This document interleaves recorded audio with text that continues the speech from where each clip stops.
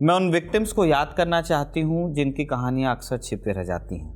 मैं बताना चाहती हूँ कि हम सब मिलकर ये जंग लड़ रहे हैं। ये शब्द उस महिला के हैं जिसने अपना रेप केस छिपाने से इनकार किया, अपने पूर्व पति समेत 51 लोगों को सजा दिलाई और फ्रांस को हमेशा हमेशा के लिए झकझोर कर रख दिया। ये कहानी जिसेल पेलिको की है, जिन्हें फ्रांस ही नहीं बल्कि पूरी दुनिया में सेक्सुअल क्राइम पर नई बहस शुरू करने का क्रेडिट अब दिया जा रहा है। कौन है जिसेल पेलिको, उनके साथ क्या हुआ था और उनका केस दुनिया भर की महिलाओं के लिए मिसाल कैसे बना, आज आपको यही बताएंगे। नमस्ते, मैं हूं निखिल और आप देख रहे हैं खबरगांव का खास कार्यक्रम राजदूत। जिसेल पेलिको फ्रांस की नागरिक हैं, 72 साल की हैं, उनके 3 बच्चे हैं। 2020 तक उनकी जिंदगी सब ठीक ठाक चल रही थी, लेकिन तभी एक घटना ने सब कुछ तहस नहस कर दिया। जिसेल का पति डोमिनिक लोकल मार्केट में गया था खरीदारी करने किसी दुकान में। वहां वो कैमरे से लड़कियों के स्कर्ट के तस्वीरें खींच रहा था और तभी मॉल के सिक्योरिटी गार्ड ने उसको पकड़ लिया और पुलिस बुला ली। पुलिस ने डोमिनिक का फ़ोन जब्त किया, लैपटॉप भी लिया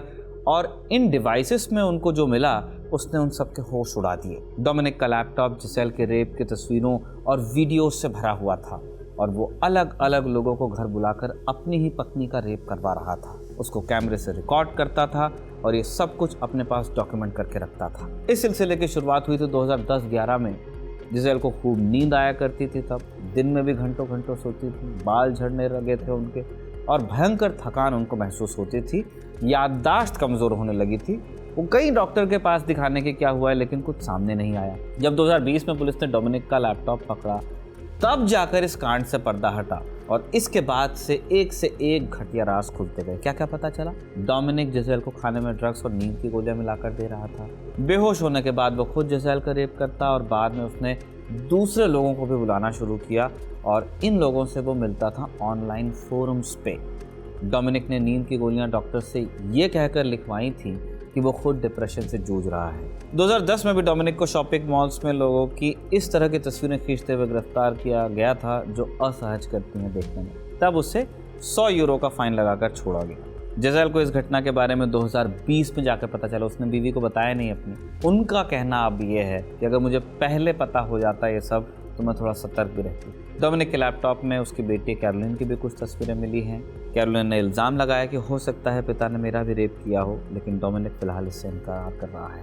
केस खुलने के बाद क्या क्या हुआ? पुलिस ने 70 से ज़्यादा आरोपियों की पहचान की। फरवरी 2021 में आरोपियों की गिरफ्तारी शुरू हुई और अगले 3 साल तक पूछताछ और सबूत जुटाने का सिलसिला चलता रहा। फिर 2 सितंबर 2024 को ट्रायल शुरू हुआ और इस बीच में जिसेल ने डोमिनिक से तलाक भी लिया।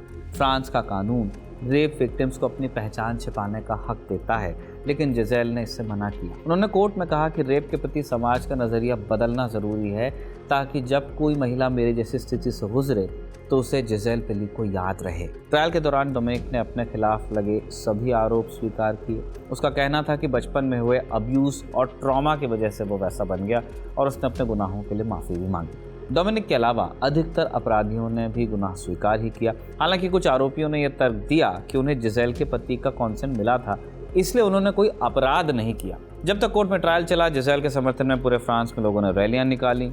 उनके समर्थक कोर्ट रूम के बाहर इकट्ठा होते थे, हौसला बढ़ाते थे उनका मानना था कि जिसेल ने टैबू समझे जाने वाले विषय को मुख्य धारा में लाया और उनकी हिम्मत की वजह से पीड़ितों को दया का पात्र अब नहीं समझा जाएगा। आखिरकार 19 दिसंबर को अदालत ने सभी 51 आरोपियों को सज़ा सुनाई। सबसे ज़्यादा सज़ा ऑब्वियसली डोमिनिक को मिली है। उसे 20 साल जेल में रहना होगा। पहले 14 साल कोई पैरोल भी नहीं मिलेगी, मतलब जेल से बाहर नहीं आ पाएगा। जिसेल के दोषियों में हर उम्र और हर पेशे के लोग आपको मिलेंगे। अगर आप लोगों को जज करते हैं तो आपके लिए ये अगला सेगमेंट हो जाएगा। आप देखिए कैसे कैसे लोग क्या क्या करते हैं। उनमें से अधिकतर शादीशुदा हैं, बाल बच्चेदार हैं। जहाँ पियर मार्शल, इन्हें 12 बरस की सज़ा हुई है। इकलौता शख्स था जिस पर जिसेल के रेप का चार्ज नहीं था। उस पर अपनी पत्नी को नशीली दवा देने और रेप का चार्ज है, अपनी पत्नी को।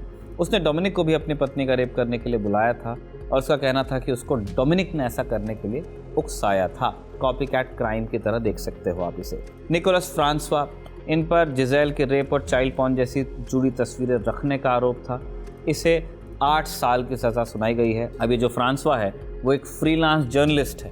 अगला नाम जैक्स कबू का है, 73 साल का है, ट्रक ड्राइवर था, 5 साल की सज़ा हुई है। 30 साल के शार्ली आबो को 13 साल के लिए जेल भेजा गया है। मोहम्मद रफ़ा 70 साल का है, वो क्लब में डीजे था, उसको 8 साल की सज़ा हुई है। रोमन वॉन्डरबिल ये HIV पॉजिटिव था, इसे भी रेप के इल्ज़ाम में 15 बरस की सज़ा हुई है। जो अकबई 2021 से जेल में ही है, 10 साल की सज़ा हुई है। उसी रात जिसेल के घर गया था जिस रात उसकी बेटी पैदा हुई थी।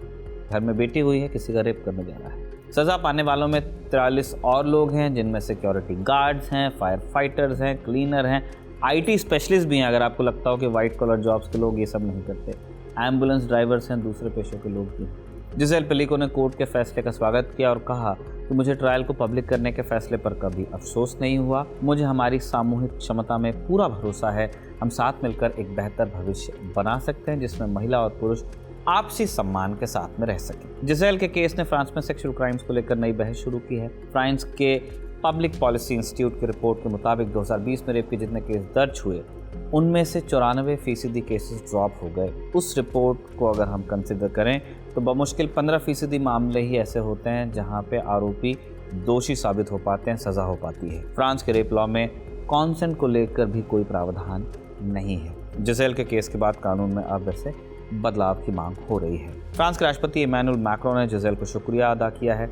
उन्होंने एक्स पर लिखा कि थैंक यू जिसेल, क्योंकि आपकी गरिमा और हिम्मत ने फ्रांस और पूरी दुनिया को प्रेरित किया है। जिसेल केस के फैसले को फ्रांस और यूरोप के अखबारों ने प्रमुखता से छापा भी है। ब्रिटेन के अखबार द मिरर ने पहले पन्ने पर जिसेल पेलिको की मुस्कुराती हुई तस्वीर लगाई है और शीर्षक रखा है द वर्ल्ड्स ब्रेवेस्ट वुमन, यानी दुनिया की सबसे बहादुर महिला। जिसेल पेलिको वाकई में असाधारण बहादुरी की मिसाल है।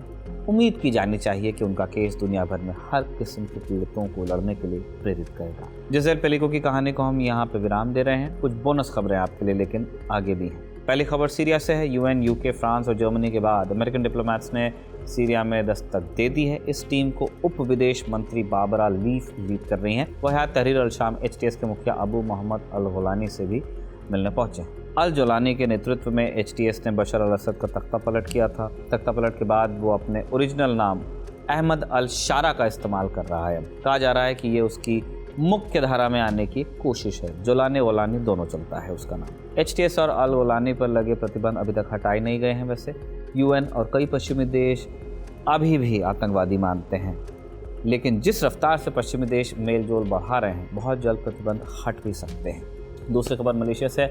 मलेशिया की सरकार ने MS-370 फ्लाइट का मलबा खोजने के लिए एक और डील को मंजूरी दे दी है। प्रोजेक्ट लगभग 6000 करोड़ रुपए का है। ये प्रोजेक्ट लगभग 600 करोड़ रुपए का है हिंदुस्तानी रुपयों में। 20 दिसंबर को कैबिनेट ने इस पर अपना अप्रूवल दिया और प्रोजेक्ट के तहत अमेरिकी कंपनी ओशन इन्फिनिटी को सर्च का जिम्मा दिया गया है। अगर वो मलबा ढूंढने में कामयाब हुए तो उनको पूरा पैसा मिलेगा, असफल रहते हैं तो कोई पैसा नहीं दिया जाएगा। MS-370 मलेशिया एयरलाइंस की फ्लाइट थी।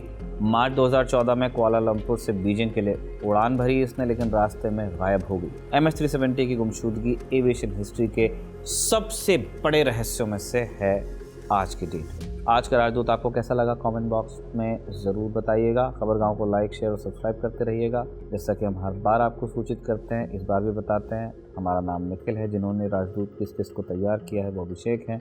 रिकॉर्ड करने वाले भी अभिषेक हैं, जिनकी मदद शुभम ने की है। आप देखते रहिए खबरगांव।